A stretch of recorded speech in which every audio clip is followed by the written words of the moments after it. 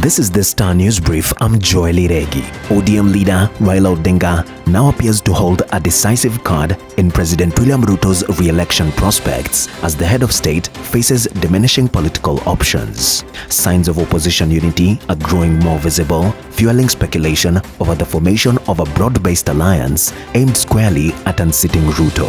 Insiders reveal that the strategy being explored seeks to consolidate Kenya's leading political heavyweights into a single formidable coalition, one that would effectively isolate Ruto and leave him with limited opportunities to forge political alliances. This shifting political landscape has left the president with few viable partners, key among them Raila, who has been sending mixed signals on his partnership with the president in the 2027 polls.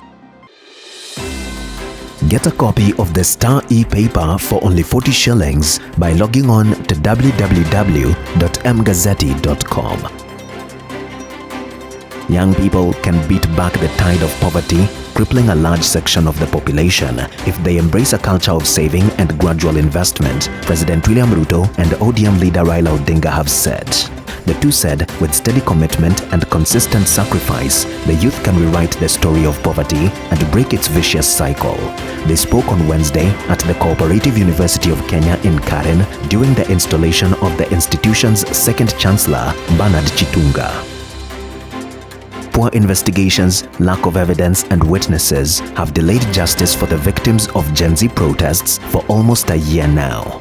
The Office of Director of Public Prosecutions on Wednesday said it had since June 19, 2024 received inquiry files from the Independent Policing Oversight Authority on the deaths and other related injuries during Gen Z protests.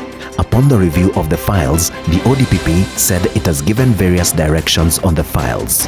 These include closure of some files, direction for further investigations by IPOA and/or the Inspector General of Police. A new report has laid bare a shocking trail of abandonment and delayed government projects, sinking billions of taxpayers' money into ventures that have either stalled indefinitely or delivered no tangible benefits. Auditor General Nancy Gadungu has exposed a disturbing pattern of inefficiency, mismanagement, and possible corruption. During the 2024 financial year, at least 7.6 billion shillings of taxpayers' money was sunk into the projects that remain incomplete years after their intended completion dates. Labour CS Alfred Mutua and top officials from the National Employment Authority have been summoned by a Senate committee to explain government's controversial overseas job placement program. The Senate Labour and Social Welfare Committee issued the summons amid growing public outrage after hundreds of Kenyans claimed they were conned out of thousands of shillings in exchange for non-existent jobs abroad. Mutua and the NEA leadership are scheduled to appear before the Senate panel on Tuesday next week. Get a copy of the Star e-paper for only 40 shillings by logging on to www.mgazzetti.com.